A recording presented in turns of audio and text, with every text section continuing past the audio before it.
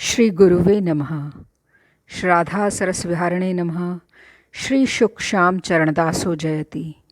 श्री सरस निकुंज पीठाधीश्वर आचार्य श्री श्री अलबेली माधुरी शरण जी महाराज जी के श्री चरण कमलों में दंडवत प्रणाम। जय जय श्री राधे श्याम। जय जय श्री राधे। प्रस्तुत है डॉक्टर अवध बिहारी लाल कपूर द्वारा रचित ग्रंथ ब्रज के भक्त से नंदग्राम के एक महात्मा और पुजारी का भूत कथा। बहुत दिन हुए नंदेश्वर के निकट यशोदा कुंड के पास एक गुफा में एक महात्मा भजन करते थे। दिन डूबने से थोड़ी देर पहले गुफा से निकलते थे, शौच आदि कर मधुकरी के लिए गांव में जाते थे। जो कुछ मिल जाता था उससे उदर पूर्ति कर फिर गुफा के भीतर भजन में बैठ जाते थे। किसी से बात नहीं करते थे। वे कौन थे, कहाँ से आए थे, उनका नाम क्या था, किसी को कुछ नहीं पता। वृद्ध होने पर वे नंदग्राम छोड़कर कहीं नहीं जाते थे। पर एक बार गोवर्धन के एक बाबा जी अनुनय विनय कर उन्हें चकलेश्वर ले गए, वहाँ नाम यज्ञ में योगदान करने के लिए। 2 दिन वहाँ रहकर वे तीसरे दिन नंदग्राम लौट आए। संध्या समय नियम अनुसार मधुकरी के लिए गांव में गए। मधुकरी लेकर गुफा में प्रवेश कर रहे थे, उसी समय किसी के करुण कंठ की आवाज़ आई, ओ बाबा, मैं 2 दिन से भूखा हूँ। बाबा आश्चर्यचकित से रुककर बोले, आप कौन हैं? मैं वो कुत्ता हूँ जिसे आप नित्य एक टुकड़ा मधुकरी दिया करते हैं। बाबा ने ब्रजधाम के कुत्ते की अद्भुत और अप्राकृत स्वरूप का अनुभव करते हुए कातर स्वर से कहा, आप अपने स्वरूप का ठीक ठीक परिचय देने की कृपा करें। कुत्ते ने कहा, बाबा, मैं एक दुर्भागा जीव हूँ। पूर्व जन्म में इसी नंदीश्वर के मंदिर का पुजारी था। एक दिन भोग के लिए एक बड़ा लड्डू मिला, मैंने बिना भोग दिए ही उसे खा लिया। इसी अपराध के कारण मैं भूत हो गया। आप निष्किंचन वैष्णव हैं, आपकी दी मधुकरी खाने से मेरी ऊर्ध्व गति होगी, इस लोभ से बहुत दिनों से आपके पास आता हूँ। कुत्ते का वृतांत सुन बाबा ने कौतूहलवश और विनयपूर्वक कहा, जो भी हो, आप तो अप्रकृत धाम के भूत हैं। श्री श्री जुगल किशोर और उनकी अप्राकृत लीला के दर्शन तो आप करते ही होंगे। हाँ बाबा, दर्शन तो करता हूँ, पर आप लोग जिस प्रकार उनके रूप और लीला आदि का आस्वादन कर सकते हैं, वैसा आस्वादन करने की मेरी योग्यता कहाँ? मुझे एक बार उनके दर्शन करा सकते हैं क्या? बाबा ने कातर स्वर में पूछा। उत्तर मिला, नहीं, मुझ में वो योग्यता नहीं। तो किस प्रकार उनके दर्शन किए जा सकते हैं, ये बता सकते हैं? बाबा ने कातर हो विनयपूर्वक फिर पूछा। हाँ, ये बता सकता हूँ। देखिए, आप कल गोधूली के समय जब श्री कृष्ण गाय चराकर लौटते हों, यशोदा कुंड के पास बैठे रहें।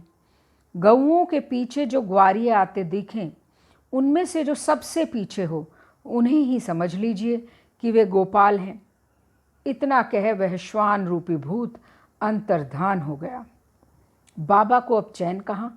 रात जैसे तैसे काटी, कभी गाते, कभी नाचते, कभी रो रो कर अधीर होते। पौ फटते ही यशोदा कुंड के निकट एक झाड़ी में जाकर बैठ गए। बेचैनी बढ़ती गई। मन में तरह तरह के संकल्प विकल्पों का संघर्ष चलता रहा। क्या सचमुच श्री कृष्ण मुझे दर्शन देकर कृतार्थ करेंगे? क्या मैं उनके दर्शन के योग्य हूँ? नहीं, मुझ जैसे कुटिल और पाखंडी व्यक्ति को भला वे दर्शन क्यों देने लगे? ये सोचकर कभी रोते रोते मूर्छित हो जाते, कभी सोचने लगते कि यदि वे मुझ पर कृपा कर दें तो उनका बिगड़ता ही क्या है। वे करुणा के समुद्र हैं, पतित पावन हैं, अवश्य कृपा करेंगे। ये सोचकर वो एक अनिर्वचनीय आनंद समुद्र में डूबने और उतराने लगे। इसी उधेड़ बुन में 2 पहर बीत गई, तीसरा पहर बीत गया। सूर्य धीरे धीरे अस्ताचल की ओर जाने लगा। गोधूली की बेला आ पहुंची। वृक्षों के झुरमुट के बीच गोधूली रंजित आकाश दृष्टिपथ पर उदय होने लगा। बाबा किसी प्रकार धैर्य धारण किए झाड़ी में बैठे रहे। गाय बछड़ों के रंभाने का शब्द आकाश में गूंजने लगा। कुछ देर में उनके झुंड के झुंड सामने से निकलते दिखे। उनके पीछे एक दो कर ग्वाल बाल अपनी अपनी गैयों को पृथक पृथक करते दिखे।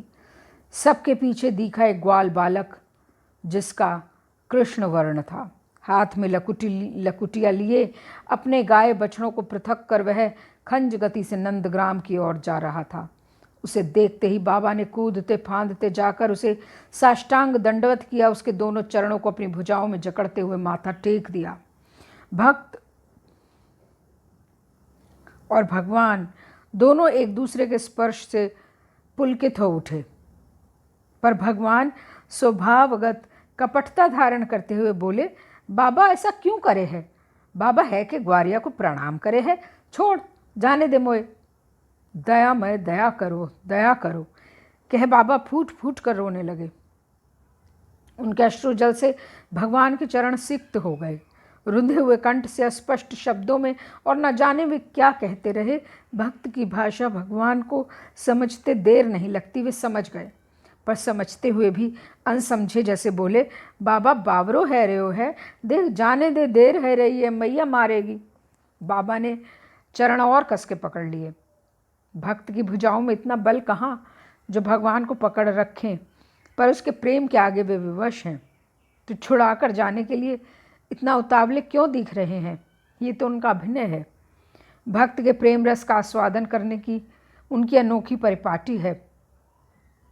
रुकना चाह रहे हैं, रुकने को विवश हैं, पर जाना चाहने का दिखावा कर रहे हैं।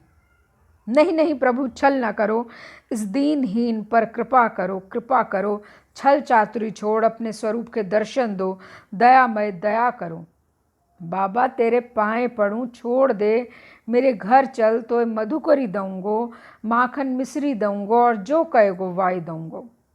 बहुत चेष्टा की भगवान ने भोले भक्त को भुलाने बहलाने की, पर वो भुलावे में आने वाला कब था? उसके हृदय में आह्लादनी का प्रकाश जो था। बहुत देर हो गई भक्त और भगवान के बीच प्रणय युद्ध होते। आधी रात बीत गई, आखिर भगवान की हार हुई। वे बोले, अच्छा ले मेरे स्वरूप के दर्शन कर। बाबा उनके त्रिभंग मुरलीधारी रूप के दर्शन कर चमत्कृत हुए, पर इससे उनकी तृप्ति ना हुई। वे बोले, प्रभु मैं जुगल उपासक हूँ, एकाकी आपके स्वरूप के दर्शन कर मेरी विरह ज्वाला शांत नहीं होने की। एक बार सपरिवार दर्शन देकर मेरे तापित हृदय को शीतल करें। तब बाबा के भाग्य की चरम सीमा का अतिक्रमण कर उनके सामने उदित हुआ एक दिव्य प्रकाश। उन्होंने देखा कि दिव्य वृंदावन में ललिता, विशाखा आदि सखियों सहित जुगल किशोर का अपरूप रूप। वे उस रूप माधुरी में चिरकाल के लिए डूब गए। उनका पार्थिव शरीर उसे धारण करने में असमर्थ होने के कारण कई दिन पीछे उनसे विलग हो गया। श्री राधा सरस बिहारी लाल की जय।